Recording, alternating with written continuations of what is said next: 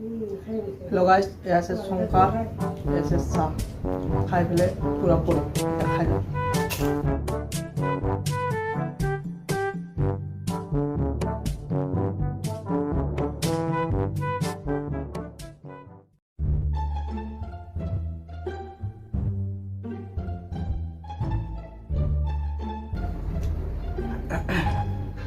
Guys এতিয়া খাওয়া হ'ল মোৰ।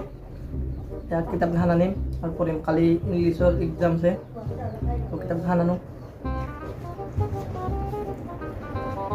A few moments later.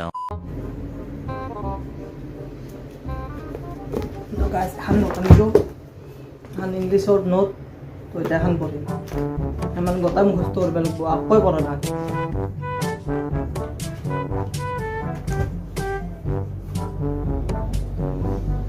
এটা কথা ভাবিছোঁ, ইমান দিনেতো পঢ়াই নাই, তো আজি পঢ়ি পেলাই কি মই পাছ কৰিব পাৰিম?